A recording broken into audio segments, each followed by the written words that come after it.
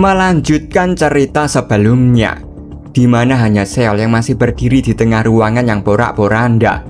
Tubuhnya babak belur, pakaiannya compang-camping, nafasnya terengah-engah setelah pertarungan brutal itu. Seol perlahan mengatur nafasnya. Dalam benaknya, situasi ini terasa benar-benar tidak masuk akal. Musuh-musuh itu seolah tidak pernah habis, terus datang tanpa jeda.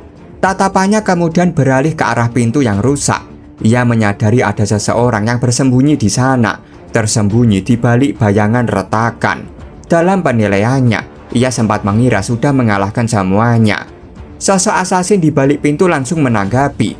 Ia terdengar agak terkesan karena Seol mampu menyadari keberadaannya. Dalam nada memuji, ia menyebut kemampuan Seol luar biasa. Ia juga mengingatkan bahwa masih belum terlambat bagi Seol untuk mundur. Seol hanya perlu memberi jalan. Jika ia melakukannya, nyawanya akan diampuni. Ia menjelaskan bahwa ia mengatakan hal itu bukan tanpa alasan. Pemenang dari pertarungan ini sebenarnya sudah ditentukan sejak awal. Namun Seol tidak bergeming sedikit pun. Tatapannya menajam, tubuhnya kembali bersiap. Dalam keteguhan itu, ia menyatakan bahwa musuhnya tidak boleh berharap bisa maju satu langkah pun melewati tempat ini. Energi internal Seol menguar memenuhi ruangan. Udara bergetar halus, debu terangkat perlahan. Asasin itu terkesan melihatnya. Ia mengakui bahwa energi internal Seol cukup luar biasa untuk seorang asasin pemula. Perlahan, asasin itu mencabut pedangnya. Dalam nada tenang, ia menyatakan akan menunjukkan kemurahan hati untuk Seol. Ia akan membiarkan Seol maju terlebih dahulu.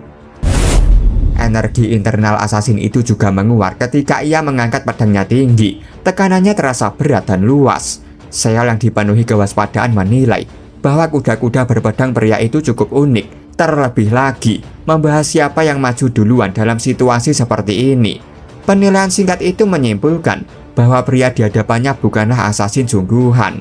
Seol melesat maju sambil bertanya-tanya, jika pria itu bukan asasin, apa alasannya terlibat dalam pertarungan ini? Seol menebaskan pedangnya penuh tenaga, namun ia dibuat terkejut ketika pedangnya sama sekali tidak menebas apapun. Matanya segera menangkap sesuatu. Gelombang air. Sebuah ombak raksasa yang menggulung muncul di hadapannya, berputar dengan tekanan mengerikan, siap menenggelamkannya. Pria itu mengangkat pedangnya tinggi, lalu mengayunkannya. Ayunan pedangnya bak tsunami yang mengamuk, siap menghempaskan Seol ke neraka. Seol mendongak heran. Teknik pedang pria itu terasa luar biasa berat, menekan seperti gunung runtuh. Ia menilai jika menghadapinya secara langsung, pedangnya akan hancur seketika. Kecuali ia juga menggunakan teknik heavy sword, konfrontasi lurus nyaris mustahil. Pikirannya berputar cepat dalam situasi mendesak itu. Seol segera menarik pedangnya kembali. Ia membenturkan ujung pedangnya dengan milik lawannya, lalu membelokkannya cepat dalam sepersekian detik. Serangan mematikan itu dipaksa menyimpang, menghantam tanah dengan getaran berat. Pria itu membelalakan mata, kagum. Ia tidak menyangka Seol mampu menangkis serangan itu. Dalam penilaiannya, teknik yang digunakan Seol bukan sesuatu yang biasa. Namun tanpa jeda, pria itu kembali melesat mengejar.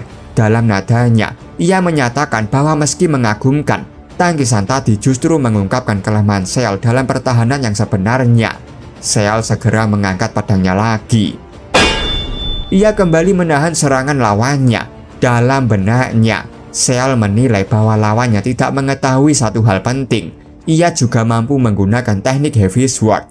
Lawannya hanya melihatnya sebagai asasin dengan energi internal. Menurutnya, saat lawan dikuasai rasa superioritas dan terus mengandalkan kekuatan besar, celah justru terbuka.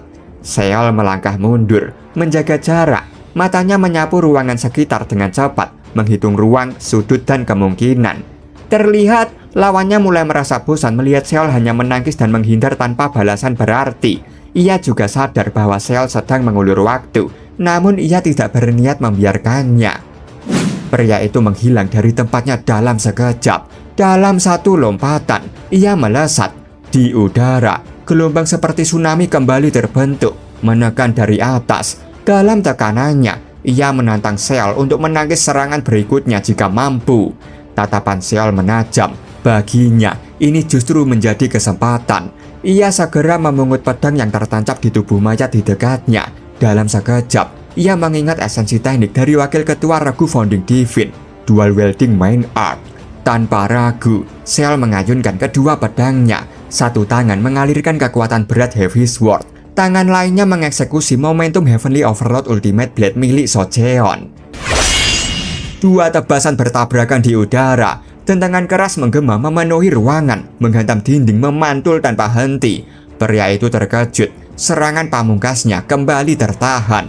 Ciel menggertakkan giginya, seluruh otot menegang. Ia mengerahkan seluruh kemampuannya, menahan tekanan yang seolah hendak meremukkan tubuhnya saat itu juga. Tabrakan itu menciptakan ledakan dahsyat. Ciel terhempas jauh, tubuhnya terguncang keras, senjatanya hancur berkeping-keping. Lawannya ikut terdorong ke belakang, namun masih sanggup berdiri. Pria itu tidak mampu menyembunyikan keterkejutannya. Ia tidak menyangka Ciel mampu menggunakan teknik Heavy Sword. Lebih dari itu, ia menyadari bahwa Ciel sengaja mengeksploitasi kecerobohannya dan menggunakannya sebagai celah serangan. Dalam penilaiannya, jika saat itu ia tidak memperluas jangkauan Heavy Sword miliknya, hasilnya akan berbeda. Ciel terlihat tersungkur, tak berdaya. Sementara itu, pria tersebut mengacungkan pedangnya ke arah Ciel, menyatakan dalam penilaiannya bahwa ia tidak akan membiarkan Ciel hidup. Mata pria itu menyala, ki menguar hebat, tekanan memenuhi ruangan saat ia menjatuhkan vonis kematian.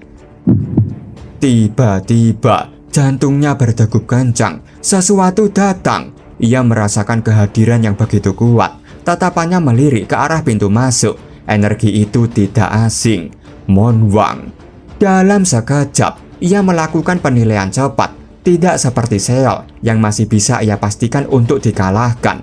Berhadapan dengan Mon Wang jelas bukan pilihan menguntungkan. Giginya bergemeletuk, penuh kesal. Akhirnya, ia menyarungkan kembali pedangnya.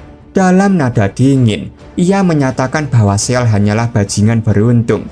Ia menilai akan ada hari lain untuk membunuhnya secara perlahan. Ciel dengan nafas terengah membalas dalam kelemahan bahwa seharusnya dialah yang akan membunuh pria itu, perlahan tapi pasti. Pria itu berbalik, langkahnya menjauh. Dalam penilaiannya, pertemuan berikutnya hanya soal waktu. Setelah itu, sosoknya menghilang begitu saja, lenyap tanpa jejak. Ciel masih menggenggam pedangnya yang patah, tangannya bergetar. Tak lama kemudian, tubuhnya terhuyung, lalu jatuh tergeletak di lantai. Dalam benaknya, sebuah keheranan muncul. Memancarkan tekanan sebesar itu hanya dengan kuda-kuda persiapan. Apa jangan-jangan dia menyembunyikan kekuatannya? Wajah Ciel perlahan mereda. Kelegaan tipis muncul, senyum samar terukir meski tubuhnya nyaris hancur. Sesaat kemudian, langkah tergesa terdengar. Sook datang dengan wajah penuh kekhawatiran, memanggil Ciel tanpa henti. Dalam kecemasannya, ia menanyakan keadaan Ciel. Rasa bersalah menyelimuti dirinya karena semua ini terjadi karena dirinya. Ia berlutut di samping Ciel, memohon agar pria itu bertahan. Ciel menoleh lemah. Dalam suaranya yang nyaris hilang, ia berkata bahwa sebelumnya ia mengingatkan Sook agar tidak keluar sampai ia memanggil. Air mata mengalir di wajah Sook. Ia menyatakan betapa ia sangat mengkhawatirkan Ciel. Ciel menatapnya, sedikit heran, lalu terdiam sejenak. Tatapannya melembut sebelum akhirnya ia membuka suara. Bu Unciel, bukankah kamu ingin mengetahui namaku? Bu Unciel, itulah namaku. Dengan suara lemah, Ciel akhirnya mengungkapkan namanya kepada Sook, wanita yang ia lindungi dengan nyawanya.